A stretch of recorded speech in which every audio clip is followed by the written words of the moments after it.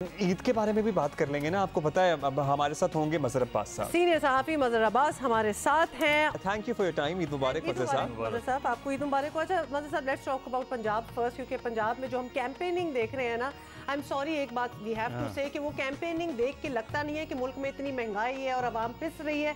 Because माशाल्लाह जो funds डाले हुए हैं दोनों साइडों से, अगर PMLN की खासतौर पर बात कर लें, they are going full bore as if ये लिटरली जनरल इलेक्शंस हो मुल्क के। तो ये एक मिनी सिनारियो जो है, जी जी मिनी सिनारियो एक ऐसा नजर देखिए, एक तो सबको ईद मुबारक पूरी कौम को। साल में एक मरतबा हम ईद कुर्बान मनाते हैं और बाकी 364 दिन हम कुर्बानी देते हैं और आजकल तो ज़्यादा दे रहे हैं। बिल्कुल आपने सही ये कहा। जहाँ तक पंजाब में देखिए बहुत सीधा सा है।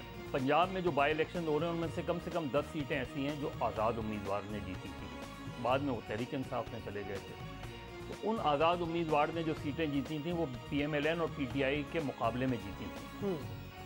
तो इसका मतलब है उनका पर्सनल वोट था, पर्सनल वोट। तो अब वो पर्सनल वोट के सद तक डेंट पड़ा होगा उसके अंदर, क्योंकि PTI ज्वाइन करने के बाद फिर PTI छोड़ने के बाद वो जो एडवांटेजेस हैं मुस्लिम लीग नून की, वो उनकी बल्दियाती इलेक्शन, क्योंकि मुस्लिम लीग नून बेसिकली प्रोडक्ट है बल्दियाती इलेक्शंस की। यानी वो ठीक है जनरल जिलानी के दौर में बनी, लेकिन जो उन्होंने नॉन पार्टी बेस्ड इलेक्शंस और लोकल बॉडीज इलेक्शन, तो वो उसकी साइंस को बहुत अच्छी तरह जानते हैं लोग, और उसकी इलेक्शन की साइंस को। दूसरा जो उनका वो है, ज़ाहिर है एक गवर्नमेंट का एडवांटेज होता है। जो उनकी डिसएडवांटेजेस हैं वो थोड़ी ज़्यादा हैं।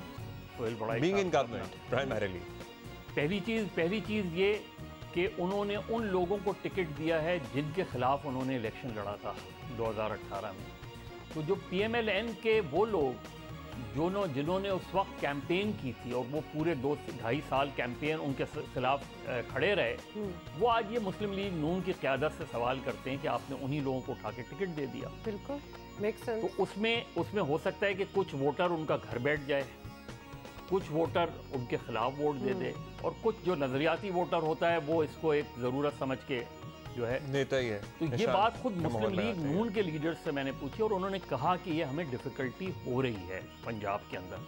अगर आप मरियम नवाज साहिबा की पहली तकरीर देखें तो उन्होंने जस्टिफाई करने की कोशिश की कि हमने नज़ीर चौहान को टिकट क्यों दिया। जब आप जस्टिफाई करने की कोशिश करते हैं, इसका मतलब है यू नो के there is something wrong in it. तो वो एक फिर महंगाई का किस्सा असर होता है, प्लस ये कि तहरीक इंसाफ और इमरान खान जब से नो कॉन्फिडेंस आया है उसके बाद से सड़कों पे हैं और उनकी पॉपुलैरिटी में उनका वर्कर चार्ज है वो है। जो PTI का डिसएडवांटेज है, वो PTI का डिसएडवांटेज सबसे बड़ा ये है कि PTI के पास ऑर्गेनाइजेशन नहीं है सर। और पंजाब में परफॉर्मेंस का तस्करा करने के लिए भी कोई मैटर नहीं है, क्योंकि उनके पास जो लोग होते थे जिन्होंने पंजाब में उनकी पूरी इलेक्शन कैंपेन चलाई, वो थे जहांगीर तरीन और अलीम खान, चौधरी सरवर, वो तो है नहीं। ये सारे लोग वो हैं। तो ये मुकाबला ज़रूर अच्छा है, लेकिन मेरे नुक्ते नज़र से ये मुकाबला 15-5 सीट का नहीं है।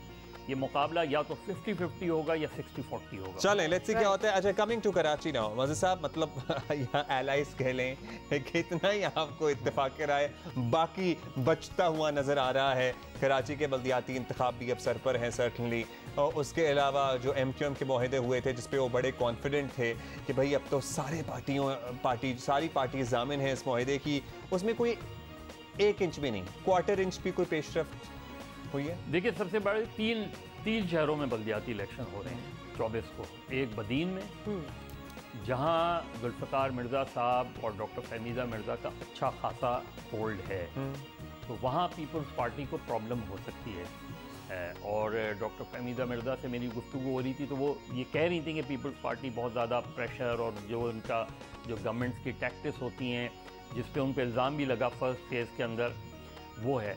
हैदराबाद और कराची का इलेक्शन जो है वो बड़ा सिग्निफिकेंट है।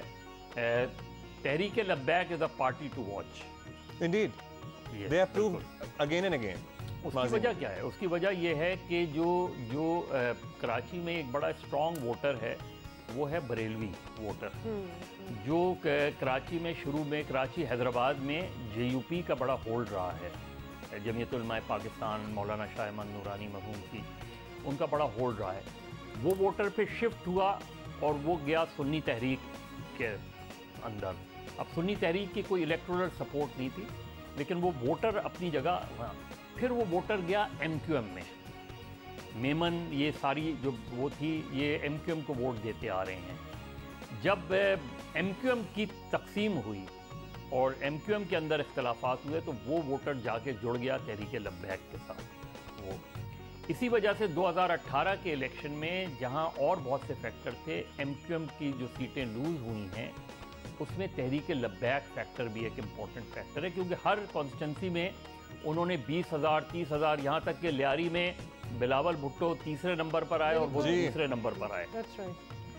वो फैक्टर बहुत इंपॉर्टेंट है। अभी हमने NA 240 में भी देखा। उसमें दूसरा, जमात इस्लामी बहुत मुतहर्रिक रही है पिछले 3 सालों में। जमात इस्लामी के पास एक अच्छी ऑर्गेनाइजेशन भी है। माजी में उनके 2 मेयर भी रहे हैं और 2 मरतबा मेयर रहे हैं, सत्तार अफगानी साहब और नेमतुल्लाह साहब। और इस मरतबा हाफिज़ नईम ने बहुत ज़्यादा कैंपेन वगैरह की है। तो जमात इस्लामी भी एक फैक्टर है, लेकिन होगा, मुझे एक डिवाइडेड मैंडेट नज़र आता है। MQM का सबसे बड़ा, और MQM अब जो कोशिश कर रही है कि किसी तरीके से वो इस NA 245 से पहले उनके दरमियान कोई एक इत्तेहाद बन जाए। कितने चांसेस हैं इसके? वैसा बाबर गौरी साहब भी आ गए, मतलब क्या ये उसी सिलसिले की एक कड़ी हो सकती है या मुझे नहीं लगता। देखिए, इसके अलावा है ये डेवलपमेंट? पिछले 2 साल से हैदर अब्बास रिजवी इसी शहर में है। कहीं आपको पॉलिटिकल एक्टिविटी नजर अच्छा, एक और चीज नहीं कर सकते, उन पे पाबंदी है। यहाँ MQM का जो एक बड़ा जो डायलेमा पिछले चंद सालों में है कि MQM पिछली हुकूमत के साथ भी थी, इस हुकूमत के साथ भी है। न पिछली हुकूमत उनके यूनिट ऑफिस, सेक्टर ऑफिस खुलवा ना ये खुलवा सके, ना ये खुलवा सके। एक और चीज़, क्योंकि हमने पहले भी देखा है सिंध के इलेक्शंस में खास तौर पे बड़ा वायलेंस है। मतलब हमने तो डेथ्स होते हुए देखा, मार कुटाई, मतलब ये तो एक बड़ी आम सी रिवायत बन गई। अभी भी कुछ ऐसी एक्सपेक्टेशन है या किसी तरीके से तो ये कंट्रोल करना पड़ेगा कि जब भी ये इलेक्शंस होते हैं तो एक टेंशन इस बात की हो जाती है कि बदनिज़ामी, बदअमनी, ये सारी चीज़ें देखो hand in hand with election. Local bodies election क्योंकि बहुत ही ग्रास रूट लेवल का इलेक्शन होता है, इसलिए मोहल्ले के अंदर ये इन सारों में तो वो टेंशन ज़्यादा होती है। इवन जनरल इलेक्शन से ज़्यादा टेंशन होती है इसमें लोकल बॉडीज़ में, क्योंकि छोटी छोटे यूसीज वगैरह ये होते हैं ताल्लुका वगैरह, तो उसमें ख़ानदानों में, बरादरियों में झगड़े हो जाते हैं।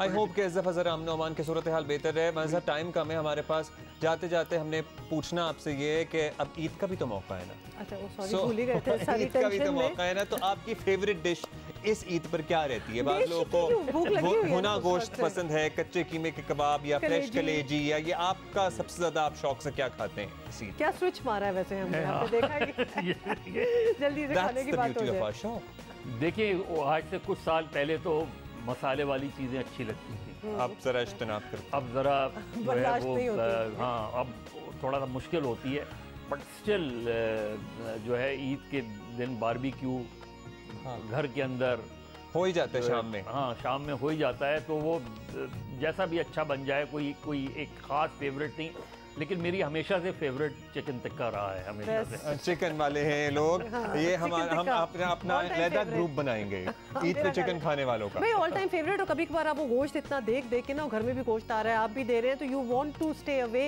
फ्रॉम चावल और भिंडी खाएं। हाँ, दाल चावल और भिंडी खाएं। एक्चुअली दाल चावल हमारे यहाँ तो बनती है। गोश्त खा लिया जाता है, लेकिन ईद के 3-4 दिन गुजार कर मेरे से खाया जाता है। हाँ ना, एग्जैक्टली। मैंने तो आपको कितनी बार बताया ना कि लोगों को ये बात अच्छी नहीं लगती कि मुझे फिर वो गोश्त की फ्रीजर से आवाज आना, आई डोंट नो, साइकोलॉजिकल है या क्या है, जो हिल भी रहा होता है। उसके अलावा जो शहर में गंदगी होती है, वो तो नहीं पूछे, वो तो मतलब बहुत सी कोशिश कर ली है, पहले सालों के मुकाबले में बेहतर है, लेकिन फिर भी बहुत बेहतरी की गुंजाइश